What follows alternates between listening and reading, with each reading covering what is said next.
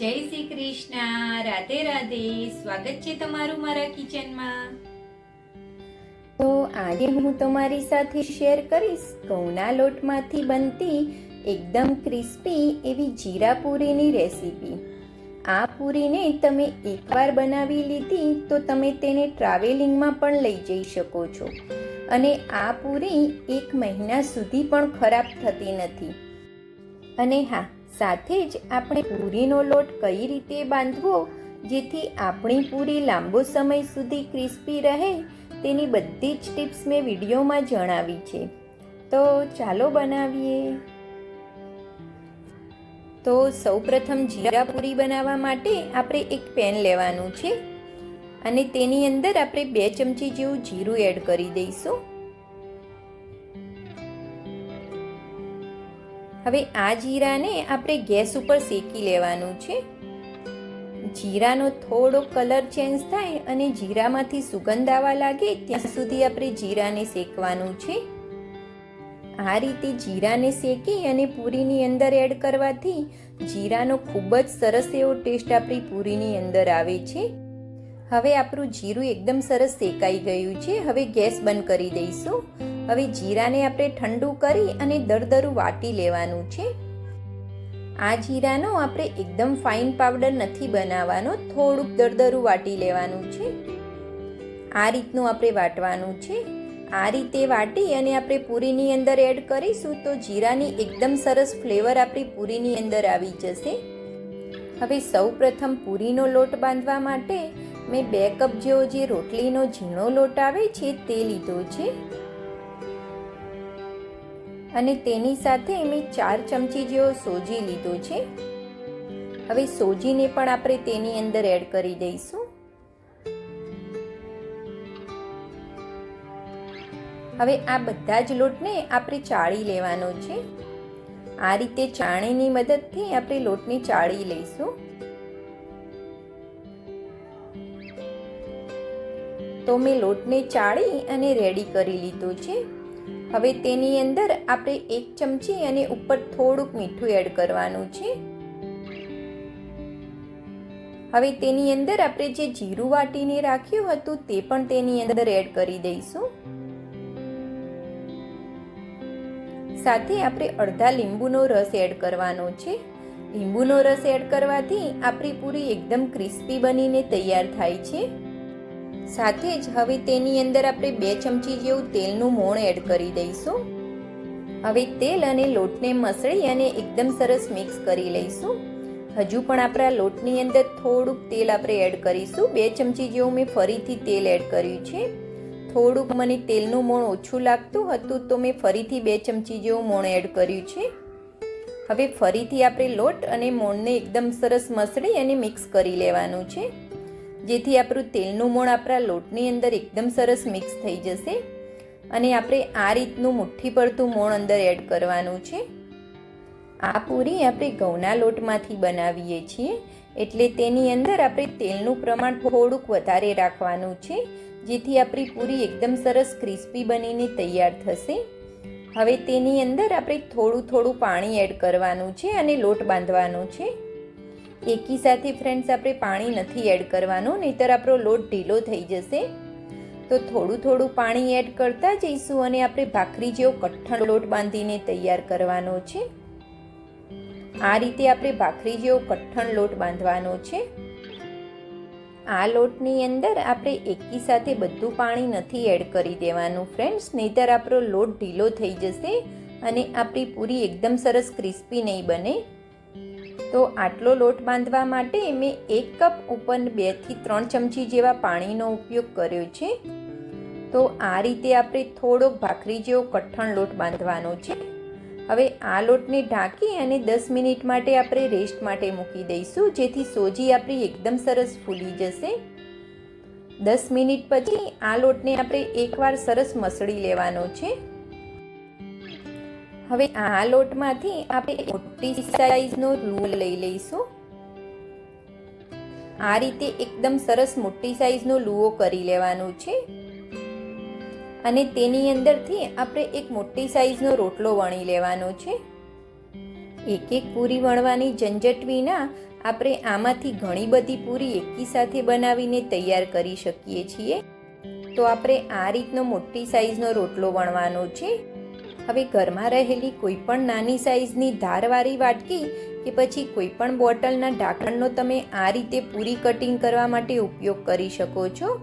આ રીતે આપણે પૂરીને કટિંગ કરી લઈશું, જેથી આપણે એકી સાથે ઘણી બધી પૂરી બનાવીને તૈયાર કરી શકીશું. અને આ રીતે બનાવેલી પૂરી આપણે એકદમ માર્કેટમાંથી લાવ્યા હોય તેવી જ પૂરી બનીને આપણી તૈયાર થાય છે. અને બધી જ પૂરી આપણી એક જ સરખી બનીને તૈયાર થશે. આ રીતે એક્સ્ટ્રા ભાગ આપણે નીકાળી લઈશું.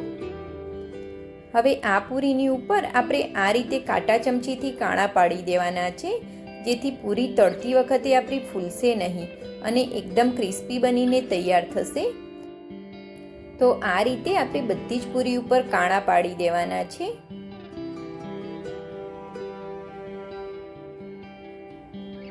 હવે એ જ રીતે મેં ફરીથી એક મોટો લુવો કરી લીધો છે અને તેમાંથી આપણે એક મોટો રોટલો વણી લેવાનો છે.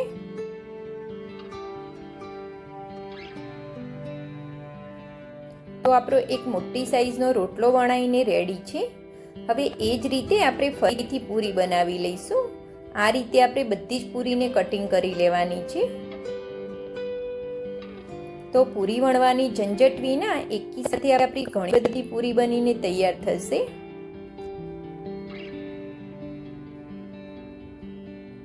હવે એક્સ્ટ્રા ભાગ હોય સાઈડનો એ બધો જ આપણે નીકાળી લઈશું. આ રીતે આપણે બધો જ સાઈડનો ભાગ નીકાળી લેવાનો છે.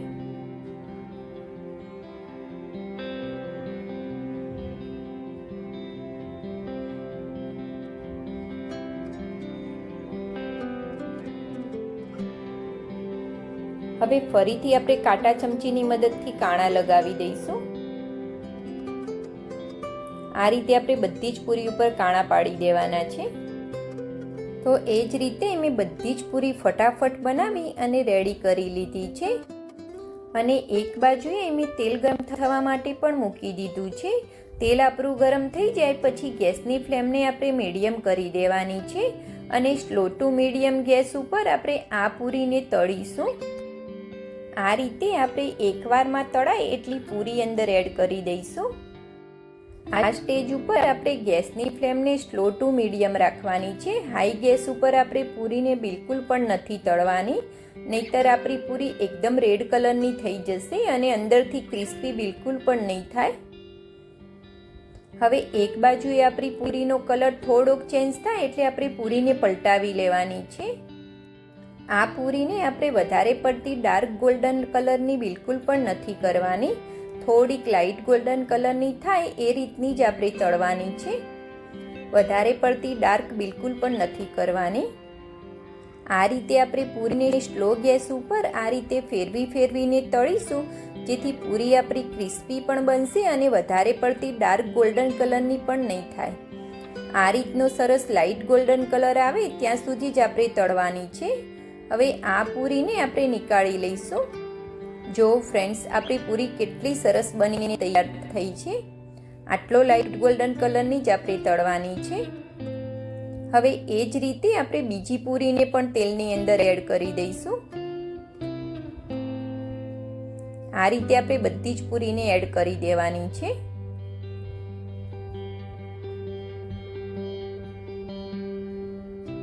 હવે તો બાળકોનું ઉનાળાનું વેકેશન પણ સ્ટાર્ટ થઈ ગયું છે અને બાળકો ઘરે હોય તો કંઈક ને કંઈક ખાવાની ડિમાન્ડ કરતા જ હોય છે.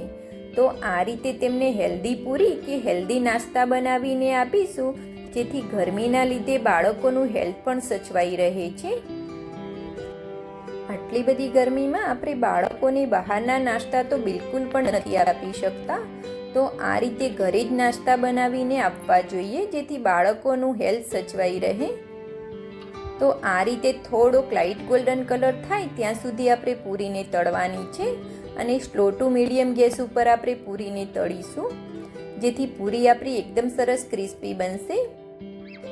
બસ આ રીતનો લાઇટ ગોલ્ડન કલર આવે ત્યાં સુધી જ પૂરીને આપણે તળવાની છે. વધારે પડતી ડાર્ક બ્રાઉન બિલકુલ પણ નથી કરવાની. હવે આ પૂરીને આપણે નીકાળી લઈશું. તો એ જ રીતે મેં બધી જ પૂરી બનાવી અને રેડી કરી લીધી છે અને એકદમ ફટાફટ આ પૂરી બની જાય છે. વણવાની ઝંઝટ વિના આ પૂરીને આપણે એકદમ ફટાફટ બનાવીને તૈયાર કરી શકીએ છીએ. અને આપણી પૂરીનો કલર પણ એકદમ સરસ લાઇટ ગોલ્ડન આવ્યો છે. આ પૂરીને તમે આ રીતે એમનેમ પણ ખાઈ શકો છો, પરંતુ હું તેની ઉપર થોડોક ટેંગી મસાલો કરી દઈશ, જેથી બાળકોને તે ખૂબ જ ભાવશે. તો તેની માટે મેં 1 ચમચી જેવું સંચળ મીઠું લીધું છે અને તેની સાથે આપણે 1 ચમચી જેવું કાશ્મીરી મરચું એડ કરવાનું છે.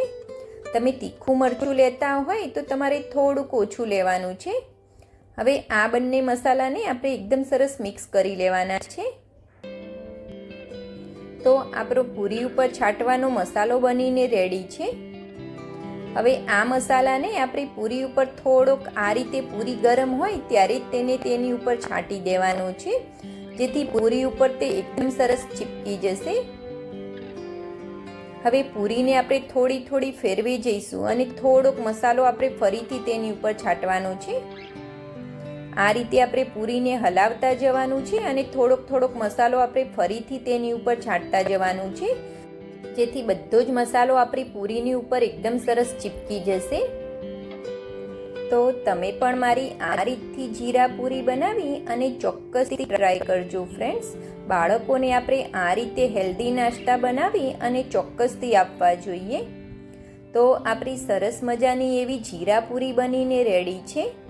જો આ રેસીપી ફ્રેન્ડ્સ તમને ગમી હોય તો મારી વિડીયોને લાઈક અને મારી ચેનલને સબસ્ક્રાઈબ કરવાનું બિલકુલ પણ ભૂલતા નહીં. સબસ્ક્રાઈબ કરવું બિલકુલ ફ્રી છે. જો ફ્રેન્ડ્સ આપણી પૂરી કેટલી ક્રિસ્પી બની છે. Thanks for watching. જય શ્રી કૃષ્ણ.